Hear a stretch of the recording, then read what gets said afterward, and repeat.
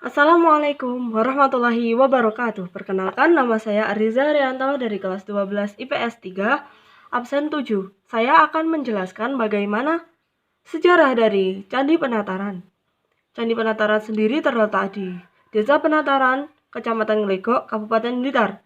Candi Penataran ini awal mulanya dibangun oleh Raja Srengga dari Kediri pada tahun 1194 Masehi.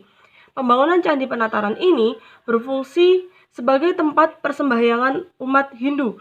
Corak dari bangunannya adalah aliran dari corak bangunan aliran Hindu Siwa. Kemudian pada tahun 1286 Masehi dibangunlah Candi Naga. Pada Candi Naga ini terlihat relief 9 orang yang menyangga naga, yang merupakan lambang dari Candra Sengkala atau tahun 1208 Saka. Pembangunan candi ini tidak berhenti pada masa kerajaan Kediri saja, tetapi juga diteruskan sampai dengan masa pemerintahan Hayam Wuruk dari kerajaan Majapahit. Kemudian, fungsi candi ini pada awalnya untuk peribadatan masyarakat umat Hindu. Hal ini dikuatkan dengan adanya dua patung dwara pala pada pintu masuk candi. Pada candi ini sendiri juga sering diadakan upacara pemujaan sebagai wujud tolak balak dari Gunung Kelut yang sering meletus. Sementara itu, dalam Kitab Negara Kertagama karya Empu Prapanca dijelaskan bahwa Raja Hayam Wuruk mengunjungi Candi Penataran dalam kunjungannya ke Jawa Timur. Tujuannya adalah untuk memuja Hyang Acalapat atau yang merupakan perwujudan dari Dewa Siwa sebagai Girindra atau Raja Penguasa Gunung. Jadi Candi Penataran ini dibangun khusus untuk memuja Dewa Siwa dan perwujudannya. Struktur bangunan Candi Penataran ini dibagi menjadi 3 kompleks, yakni halaman depan, halaman tengah, dan halaman belakang. Halaman depan ini disebut dengan Balai Agung, terletak di bagian depan dan terbuat dari batu serta terdapat 4 buah tangga. Tubuh Balai Agung ini dililit oleh ular naga. Kepala ular ini tersembul di bagian kiri dan kanan bangunan. Pada masing-masing tangga naik terdapat arca mahakala sebagai penjaga. Di atas Balai Agung terdapat 4 umpak batu sebagai penumput tiang kayu. Diperkirakan Balai Agung ini fungsinya untuk musyawarah pimpinan keagamaan. Di bagian depan candi terdapat pendopo teras yang fungsinya untuk meletakkan sesaji dalam upacara keagamaan.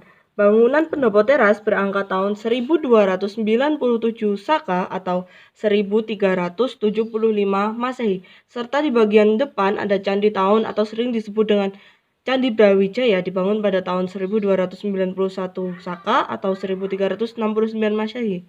Masyarakat sering menyebutnya dengan istilah Candi Ganesha karena di dalamnya terdapat arca Ganesha yang sekarang sudah dimuseumkan. Memasuki bagian tengah dibatasi oleh dinding yang telah runtuh dan arca dwara pala yang ukurannya lebih kecil. Pada halaman tengah ini terdapat Candi Naga yang hanya tersisa bagian kaki dan badan saja. Candi ini dililit naga yang disangga oleh 9 tokoh yang memakai pakaian yang megah dan sering dianggap sebagai batara. Gambar naga ini disangga oleh 9 orang menunjukkan Candra Sengkala yang bunyinya Nogo Muluk Sinanggo Jalmo yang berarti 1208 Saka atau 1286 Masehi.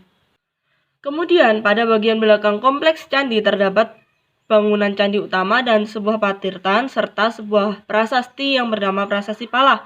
Prasasti Pala ini menceritakan asal muasal Candi Penataran dan fungsinya.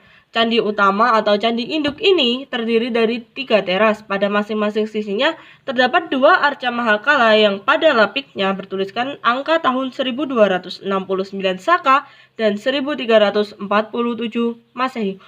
Pada teras pertama terdapat relief cerita Ramayana dan teras kedua dipenuhi pahatan relief Kresnayana yang alurnya dapat diikuti dengan cara pradaksina atau searah jarum jam. Sedang di teras ketiga terdapat relief naga dan singa bersayap. Teras ketiga ini bentuknya hampir bujur sangkar. Dan di dalam area percandian dan bagian belakang dari kompleks candi ini terdapat area pemandian atau patirtan yang berbentuk sebuah kolam berangka tahun 1337 Saka atau 1415 Masehi yang terletak di sebelah tenggara dekat aliran sungai. Tahun di kolam ini merupakan tahun termuda dari catatan yang ditemukan di candi ini. Candi Penataran sendiri memiliki 4 cerita yang terkenal, yaitu Bubuksah Gagang Aking, Kisah Sri Tanjung, serta Ramayana dan Krisnayana. Bubuksah dan Gagang Aking terletak ceritanya berada di bagian halaman depan, di teras depan. Secara garis besar, kisah dari Bubuksa dan Gagang Aking sendiri menceritakan tentang Buksa dan Gagang Aking yang diuji keikhlasannya oleh Dewa Siwa. Sedangkan cerita terkenal yang kedua adalah cerita Sri Tanjung yang bercerita tentang kesetiaan, pengabdian, dan perjuangan dari Sida Paksa dan Sri Tanjung melawan Raja Sulakrama dari negeri Sindurejo.